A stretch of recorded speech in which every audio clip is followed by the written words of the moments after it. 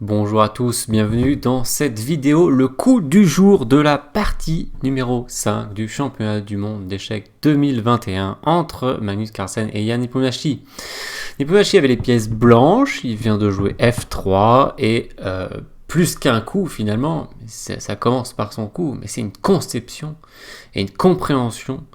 Encore une fois, je sais pour l'instant les coups du jour c'est souvent l'œuvre de Magnus Carlsen. C'est lui qui pour l'instant fait le jeu aussi bien en attaque qu'en défense. Ça j'y peux pas grand chose. On pourrait toujours chercher des coups du jour aussi de Nepomniachtchi. Il y en a eu quelques-uns qui étaient évidemment pas mal, mais pour l'instant, je trouve que c'est Carlsen qui fait le jeu et quelque part le spectacle. Alors le spectacle, vous allez me dire, il n'y a eu que des nuls, et ça n'empêche pas le spectacle. Et il y a eu une partie bien tendue aujourd'hui. Carlsen qui est sous pression, les pendules, est-ce que je peux les rajouter ? Voilà, juste brièvement, 28 minutes pour Carlsen, 48 minutes pour Nepomniachtchi, il reste 10 coups à jouer. 10 coups encore à produire du côté de Magnus Carlsen avec les noirs, et surtout, regardez la position. Elle est vraiment très désagréable pour les noirs, voire horrible, puisque au niveau des pièces, si on compte le nombre d'attaques des pièces blanches sur des pièces ou des pions noirs, on y va. Donc la tour met une pression sur le fou, ça fait 1, le cavalier fait une pression sur le fou, 2, le cavalier une pression sur le pion, 3, l'autre cavalier fait une pression sur le fou, ça fait 4, 5, 6 et 7. Donc il y a 7 attaques des pièces blanches au total sur des pièces ou des pions noirs. Les noirs en ont 0. Donc c'est assez remarquable, c'est assez rare aussi.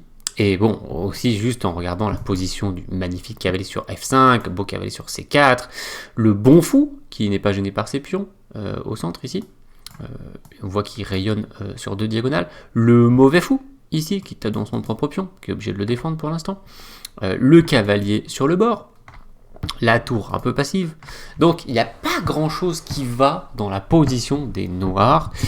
On pourrait même presque se dire, est-ce que franchement cette position va pas finir par perdre pour les noirs. Et là où le champion du monde Magnus Carlsen a été très fort, c'est qu'il a compris comment tenir cette position assez facilement d'ailleurs. Alors il a beaucoup réfléchi aujourd'hui, et là il a pris aussi pas mal de temps, et il a trouvé comment faire nul sans être inquiété. Mais les commentateurs, et c'est là où c'est pour ça que je choisis ce coup, étaient extrêmement surpris par le choix qu'il a fait, et même ils pensaient qu'à cause de ce choix, il risquait de perdre la partie. Donc j'ai entendu les anciens champions du monde, Vichy Anand, Vladimir Kramnik, et puis les autres hyper forts joueurs qui ont été dans les meilleurs joueurs du monde, comme Peter Svidler, ou Anish Giri, ou on peut citer également Yosif Dorfman. Bref, à peu près tout le monde. J'ai pas écouté 100% des streamings qui existaient, mais on dit, je ne comprends pas. Je ne comprends pas pourquoi il n'a pas joué ce coup. Et juste vraiment, il se disait, on a dû rater quelque chose, c'est pas possible, c'est incroyable. Alors qu'est-ce que c'est ce coup qui a été joué par Carlsen? C'est pion F6. Alors quand on le voit comme ça, on se dit, pourquoi? Qu'est-ce qu'il y a? Alors, le coup qui était censé être le coup naturel, même qu'on pouvait jouer presque sans réfléchir avec les noirs ici, c'est ce que disait par exemple Kramnik, on doit jouer sans réfléchir ce coup normalement, c'est pion H5. Alors, pion H5, c'est quoi l'idée?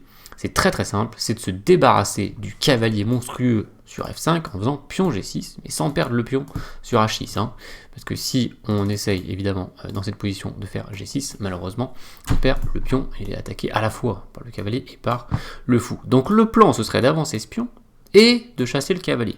C'est hyper logique.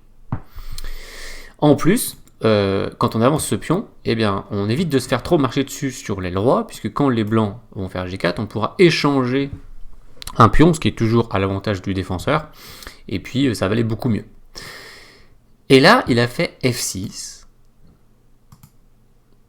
et les blancs ont fait G4, et maintenant c'est trop tard pour faire H5, et on ne peut pas faire G6, puisqu'on perdra le pion, ça veut dire que le cavalier est assuré de rester là, et mieux que ça, il va même se stabiliser plus tard, par un plan qui est imparable, malheureusement pour les noirs, c'est H4, H5 qui va empêcher à tout jamais ce que ce pion chasse le cavalier, puisque le pion pourrait toujours le prendre dans ce cas-là. Et les commentateurs étaient unanimes pour dire que autoriser les blancs à avancer comme ça, les pions G4, H5, et ne plus pouvoir chasser ce cavalier avec les noirs, était presque suicidaire de la part des noirs. Alors, évidemment, il faut toujours se dire, mais comment c'est possible? Et c'est ce que ne comprenaient pas les commentateurs. Ils disaient, je ne comprends pas. Comment Carlsen, qui évidemment a une des meilleures compréhensions du jeu d'échecs dans le monde et puis de l'histoire des échecs, en fait, n'a pas laissé volontairement, alors qu'il pouvait l'éviter, les blancs faire ça. Alors, on va essayer d'expliquer ça rapidement. S'il faisait H5 tout de suite, hop, il a dit d'ailleurs à la conférence de presse, mais ça n'a fait que confirmer la variante que j'avais déjà préparée, qu'il n'aimait pas le coup cavalier prend D6, cavalier C prend D6. Car ici, il a expliqué qu'il n'avait pas envie de reprendre du pion pour pas ouvrir la 7ème rangée. Il aurait bien aimé reprendre du cavalier, en plus ça pourrait permettre d'éliminer ce cavalier ou de le chasser. Donc ce serait vraiment le coup qu'on aimerait bien faire avec les noirs. Et il y a un petit problème, c'est cavalier échec, roi bouge, et cavalier C6 fourchette. Et le pion est perdu. Donc, pour cette raison-là qu'il a fait F6, protégeant son pion en E5. On pourrait dire, mais bon, d'accord, on perd le pion dans cette variante, mais on pourrait reprendre avec le pion. Est-ce que c'est vraiment si grave?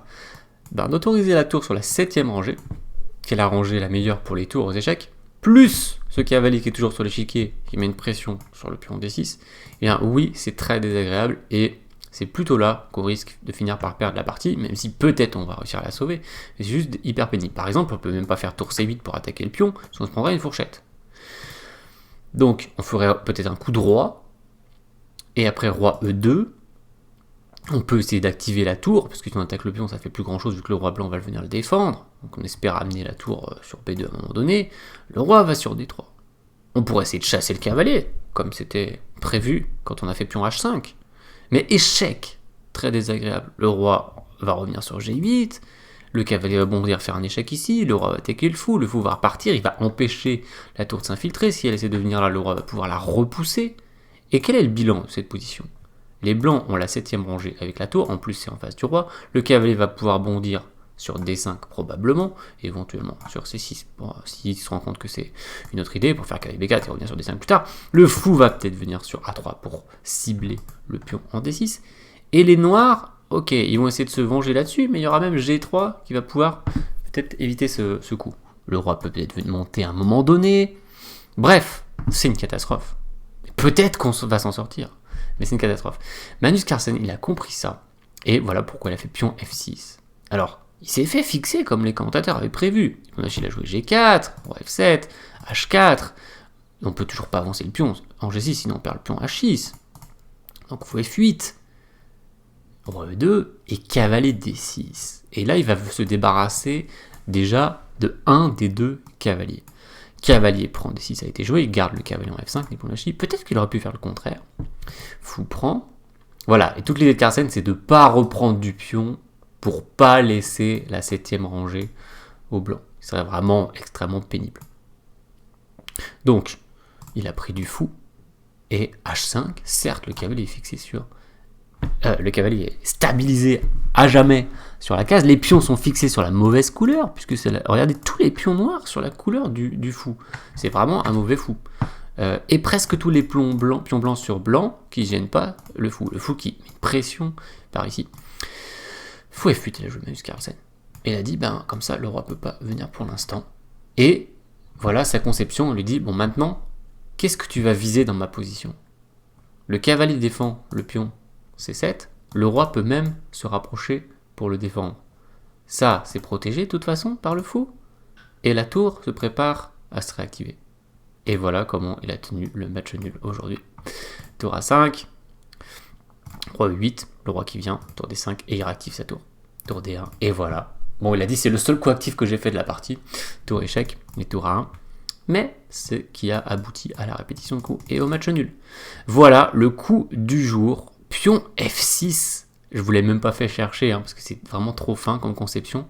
Et alors, la conclusion de cette vidéo coup du jour, qui est un peu longue, certes, mais parfois, il faut expliquer les choses comme ça, qui sont assez incroyables. Pourquoi assez incroyables? Parce que des joueurs qui font partie des meilleurs joueurs de l'histoire des échecs, comme Vladimir Kramnik, Vichy à Nantes, et j'ai cité d'autres noms qui étaient dans les tout meilleurs joueurs du monde.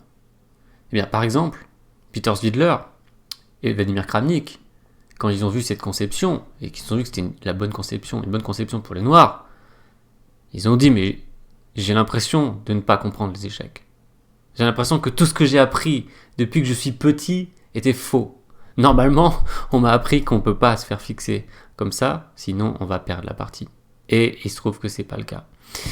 Et même, pire que ça, c'est que Magnus Carlsen a démontré qu'il avait anticipé cette position et qu'il avait compris que c'était pas dangereux. Alors, il a joué très vite après avoir joué F6. Tous ces coups ont été joués extrêmement rapidement à partir de Roi F7. Voilà, juste après tous ces coups, après F6, il a joué très vite, il s'est rapproché très vite du contrôle de temps, il n'a eu aucun problème de la pendule, alors qu'il aurait pu, s'il avait été en une position difficile, avec 25 minutes pour 10 coups. Bon, c'est pas le side note de folie, mais tu peux te retrouver en difficulté. Et voilà ce que j'ai trouvé beau aujourd'hui. Alors, j'espère que vous avez apprécié ce partage, ce coup du jour, cette conception. En plus, pour couronner le tout, Magnus Carlsen qui avait déclaré par le passé « Je ne crois pas aux forteresses, je crois au bon coup », un peu comme Bobby Fischer quand il disait « Je ne crois pas à la psychologie, je crois au bon coup ». Eh bien, il a quand même fait une forteresse ici complètement imprenable, avec le roi sur E8 ici, et il n'a plus grand chose à faire, il n'a plus qu'à attendre, et les blancs ne peuvent pas mettre la position noire en déroute, notamment parce qu'ils n'ont pas de levier de pion intéressant à réaliser. Voilà pour ce coup du jour. Donc, certes, des matchs nuls, mais certains sont quand même passionnants et avec des conceptions nouvelles aussi bien dans les ouvertures que parfois comme ce choix de Magnus Carlsen de faire de défense passive très moche mais qui finalement était la plus efficace et qui était le meilleur choix. Donc je vous donne rendez-vous pour le débrief complet de cette partie 5 qui sera publié un peu plus tard dans la soirée. D'ici là, portez-vous bien, n'hésitez pas à liker la vidéo, à la partager pour soutenir la chaîne, puis je vous dis à bientôt.